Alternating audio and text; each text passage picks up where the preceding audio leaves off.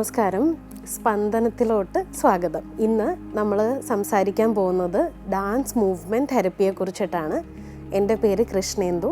ഞാനൊരു dance therapy പ്രാക്ടീഷണറാണ്. Dance എന്ന് കേൾക്കുമ്പോൾ ഇപ്പോൾ നമ്മുടെ മനസ്സിലോട്ട് ആദ്യം വരുന്നത് എന്തായിരിക്കും? നമ്മളൊരു സിനിമ പാട്ടിൽ ഡാൻസ് കളിക്കുന്നതാവാം, അല്ലെങ്കിൽ ഒരു ഡാൻസ് ക്ലാസ്സിൽ പോയിട്ട് ക്ലാസിക്കലായിട്ടുള്ള ഡാൻസോ അല്ലെങ്കിൽ കണ്ടംപററി ആയിട്ടുള്ള ഡാൻസുകളോ പഠിക്കുന്നതായിട്ടാവാം. പക്ഷേ ഡാൻസ് എന്ന് പറയുന്നത് ജസ്റ്റ് പെർഫോമൻസിനോ എൻ്റർടൈൻമെൻറ്റിനോ വേണ്ടി മാത്രമല്ല, ഹീലിങ്ങിനും കൂടെ വേണ്ടിയിട്ടാണ് എന്ന് പറഞ്ഞാൽ നമുക്കതിനെക്കുറിച്ച് ചിന്തിക്കാൻ പറ്റുമോ?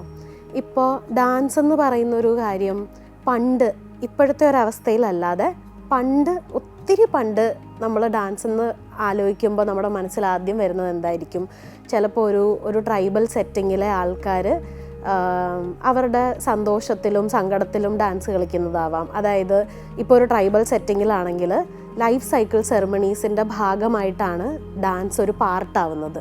ലൈഫ് സൈക്കിൾ സെറിമണീസ് എന്ന് പറയുമ്പോൾ ഒരു ട്രൈബിൽ ഒരു കുഞ്ഞ് ജനിക്കുമ്പോൾ, അല്ലെങ്കിൽ കുഞ്ഞിന് പീരിയഡ്സ് ആകുമ്പോൾ, അല്ലെങ്കിൽ കുഞ്ഞിൻ്റെ കല്യാണം വരുമ്പോൾ, ഒരാൾ മരിക്കുമ്പോൾ, ഇതൊക്കെ നമ്മുടെ ലൈഫിലെ പാർട്ടായിട്ടുള്ള സെറിമണീസാണ് അല്ലേ, റിച്വൽസ് ആണ് അല്ലേ.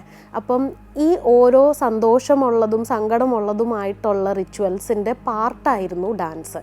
അവരുടെ സന്തോഷം എക്സ്പ്രസ് ചെയ്യാനും സങ്കടം എക്സ്പ്രസ് ചെയ്യാനും എല്ലാവരും കൂടെ ഒരുമിച്ച് ഒരു ഊരിൽ ഒരുമിച്ച് വന്ന് അവരുടെ സന്തോഷത്തിലും സങ്കടത്തിലും പങ്കുവെക്കുന്ന ഒരു മൂവ്മെൻറ്റ് റിച്വലായിരുന്നു ഡാൻസ് എന്ന് പറയുന്നത്. ഇപ്പോൾ മൂവ്മെൻറ്റ് എന്നുള്ളൊരു വാക്കെടുക്കുകയാണെങ്കിൽ, ഒരു കുഞ്ഞ് ജനിക്കുമ്പോൾ ആദ്യം നമ്മൾ എന്താ ചെയ്യുന്നത്? കുഞ്ഞിനെ ബ്രീത് ചെയ്യാൻ ഹെൽപ്പ് ചെയ്യുന്നു, അല്ലെങ്കിൽ കുഞ്ഞ് ബ്രീത് ചെയ്യുന്നുണ്ടോ എന്ന് നോക്കുന്നു. അതാണ് ആദ്യത്തെ മൂവ്മെൻ്റായിട്ട് വരുന്നത്. അത് കഴിഞ്ഞ് കുഞ്ഞ് വളരുമ്പോൾ കുഞ്ഞ് സന്തോഷവും സങ്കടവും എക്സ്പ്രസ് ചെയ്യുന്നത് എങ്ങനെയാണ്? കരഞ്ഞുകൊണ്ട്, കൈയിട്ടടിച്ചുകൊണ്ട്, വാശി പിടിക്കുന്നത്, എല്ലാം എക്സ്പ്രഷൻ നടക്കുന്നത് എല്ലാം മൂവ്മെൻറ്റിലൂടെ, ആക്ഷനിലൂടെ, ജെസ്റ്ററുകളിലൂടെയാണ്. കുഞ്ഞ് സംസാരിക്കാൻ പഠിക്കുന്നതിന് മുന്നേ തന്നെ ഇതൊക്കെ എക്സ്പ്രസ് ചെയ്യാൻ തുടങ്ങുന്നുണ്ട്. അതേപോലെ തന്നെ ഒരു കുഞ്ഞ് നടന്നു തുടങ്ങുന്നു, പിച്ച വെച്ച് നടക്കുന്നു, നടക്കാൻ പഠിക്കുന്നു, തെറ്റുന്നു, വീഴുന്നു, വീണ്ടും എഴുന്നേൽക്കുന്നു, ഓടുന്നു. ഇതൊക്കെ ബേസിക് ആയിട്ടുള്ള കുറേ മൂവ്മെൻറ്റുകൾ തന്നെയാണ്. നമ്മൾ കുറച്ചും കൂടെ ബ്യൂട്ടിഫൈ ചെയ്താണ് അതിനെ ഡാൻസ് എന്നുള്ള രീതിയിൽ വരെ എത്തുന്നത്.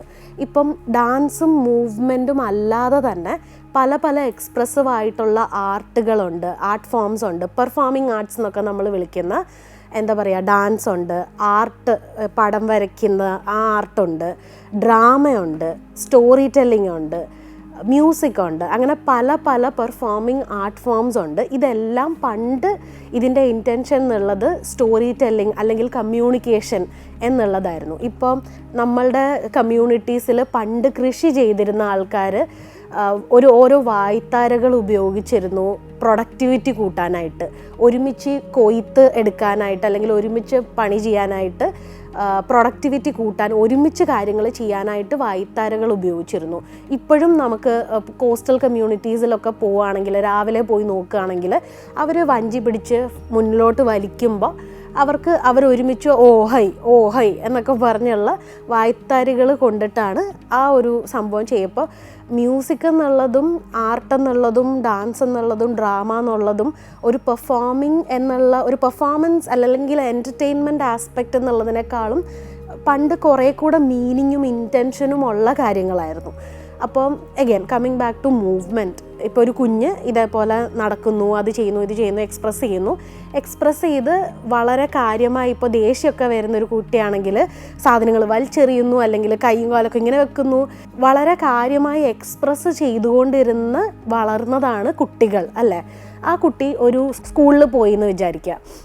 അപ്പോൾ സ്കൂളിൽ പോകുമ്പോൾ എന്താ നടക്കുന്നതെന്ന് വെച്ചാൽ, നമ്മൾ ക്ലാസ്സുകൾ കൂടി വരുമ്പോഴത്തേക്കിനും കുറച്ചുകൂടെ സ്ട്രിക്റ്റായി, കുറച്ചുകൂടെ ഡിസിപ്ലിൻഡായി, കുറച്ചുകൂടെ മെച്ചോർഡായിട്ട് ഇരിക്കണം എന്നുള്ള ഒരു നീഡ് സ്കൂളിൽ വരുന്നുണ്ട്.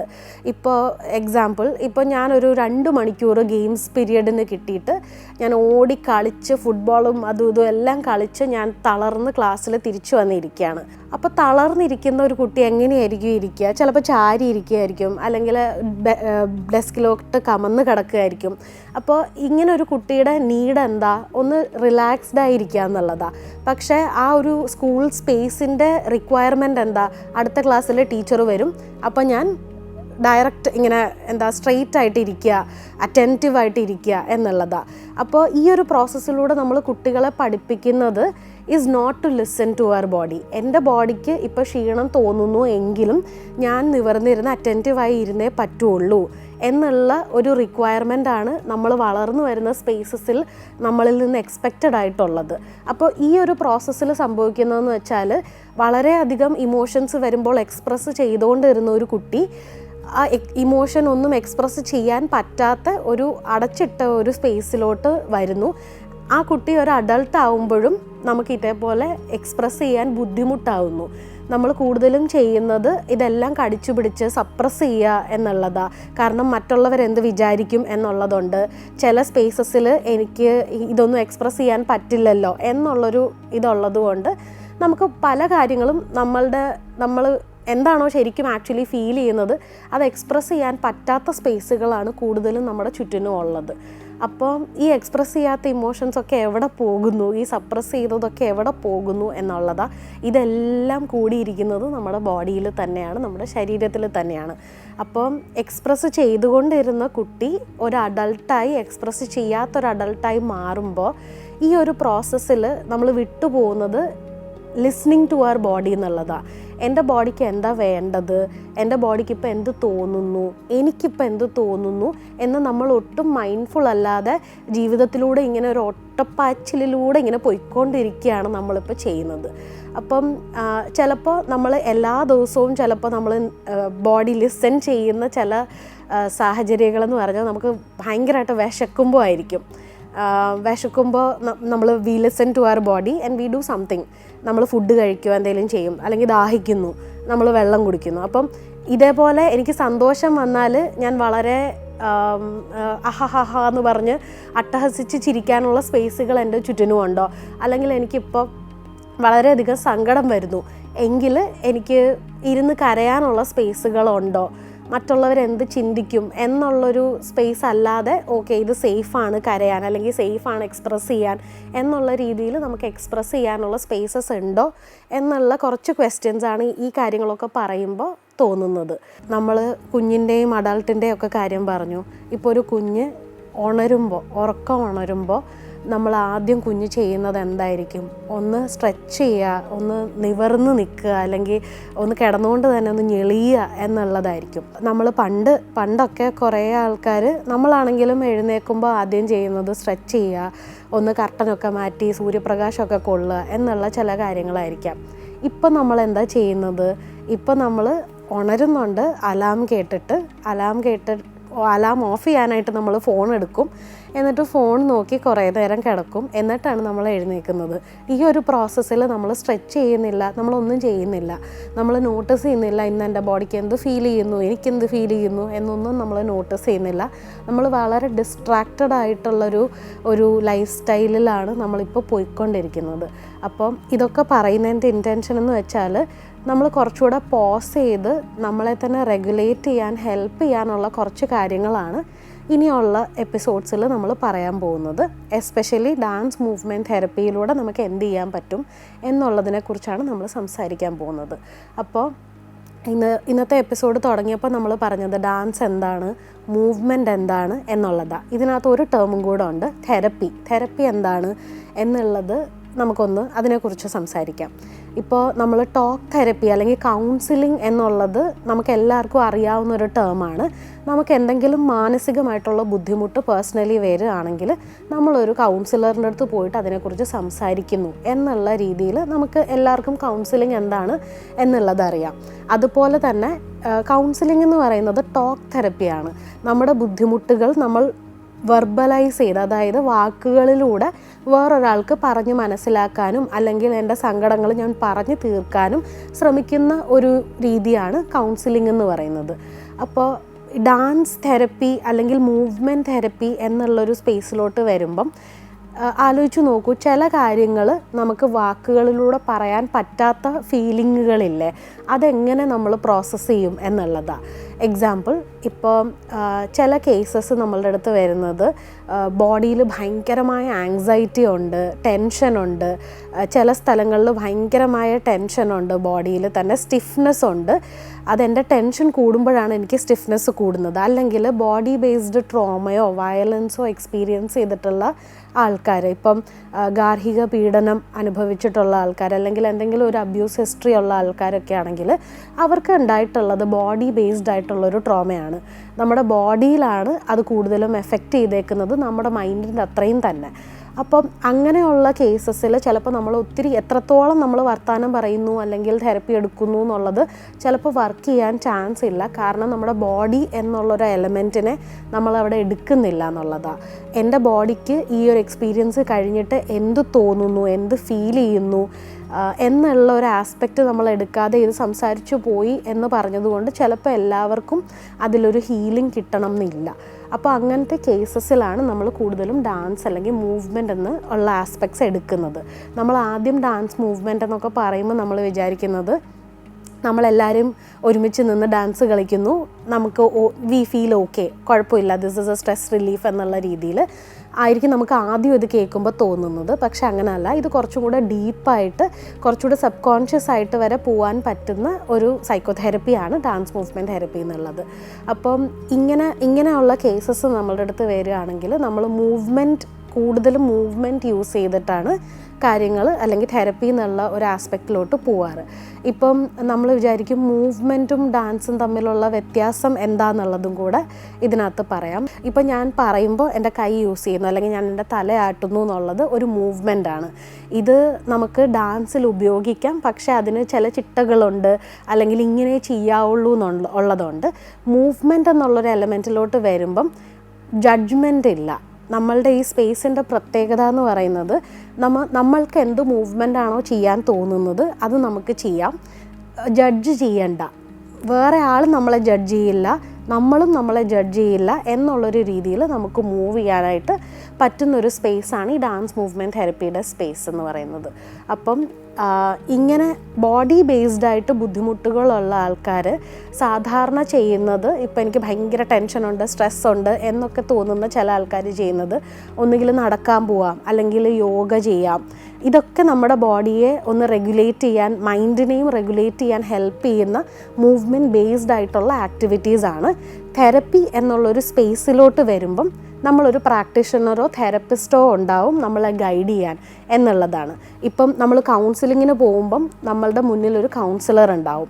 ഇപ്പോൾ ഡാൻസ് മൂവ്മെൻറ്റ് തെറപ്പി എന്നുള്ളൊരു തെറപ്പിക്ക് പോകുമ്പോൾ കൗൺസിലിങ്ങോ സോഷ്യൽ വർക്കോ ബാക്ക്ഗ്രൗണ്ട് ഉള്ള ഒരാൾ തന്നെയായിരിക്കും ഇതിൽ സർട്ടിഫിക്കേഷൻ എടുത്തിട്ടുള്ള ഒരാളായിരിക്കും ഇത് ചെയ്യുന്നത്.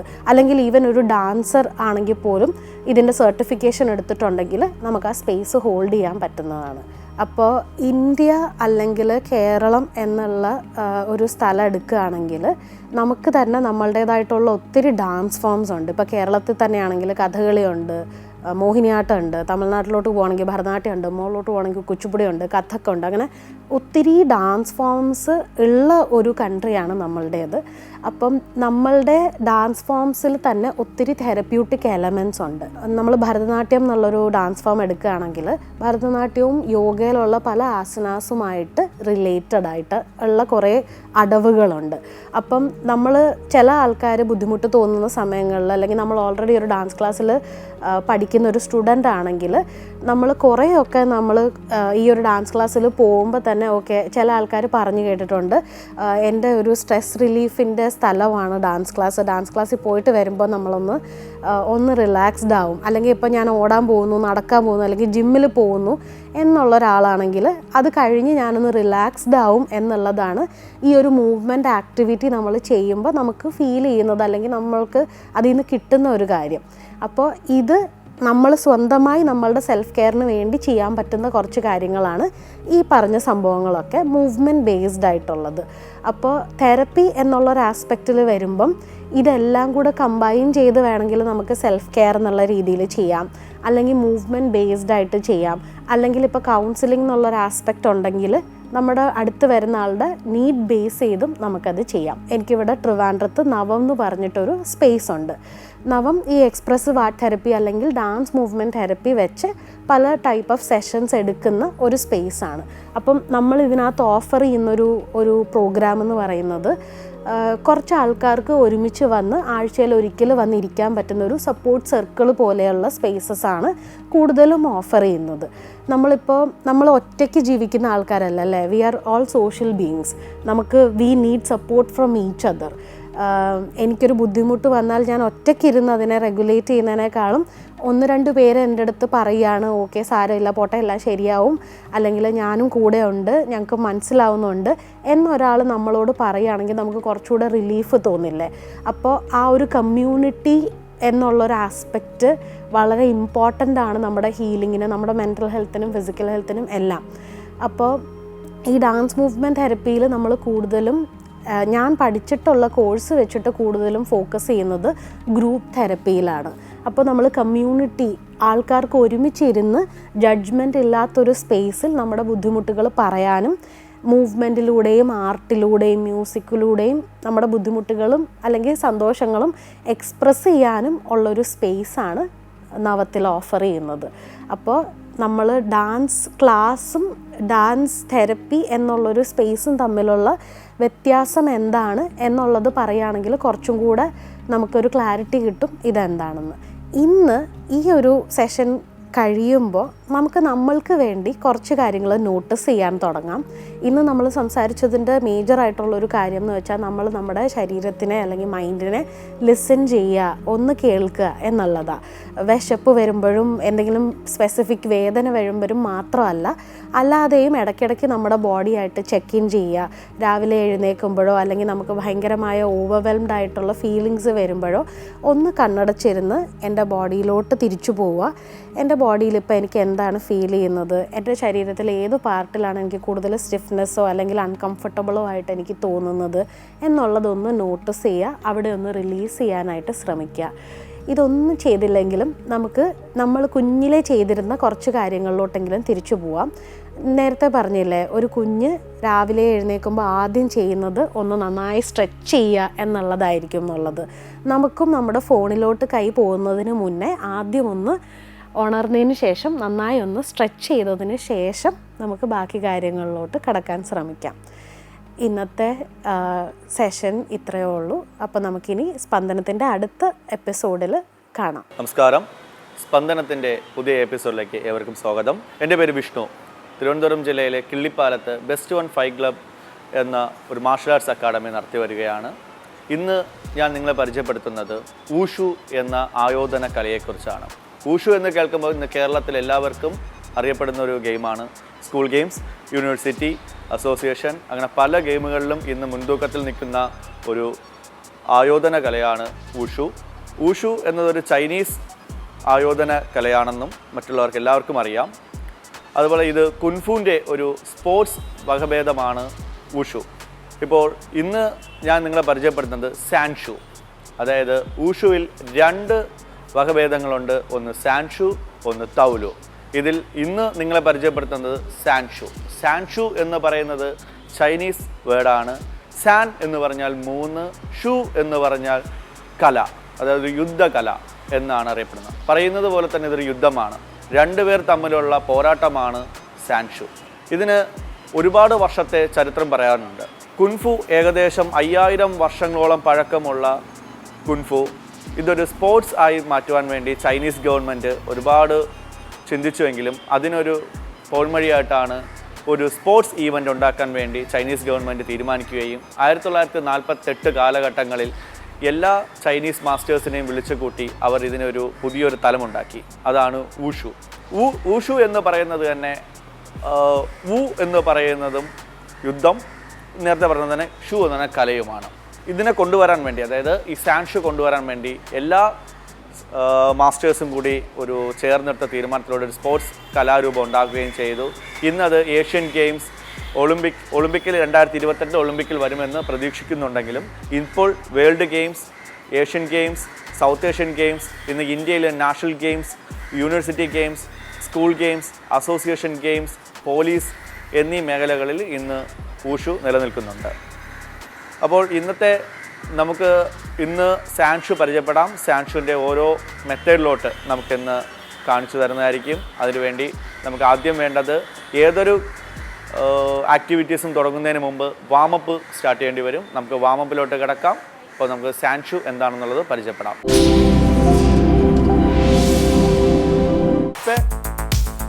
പോ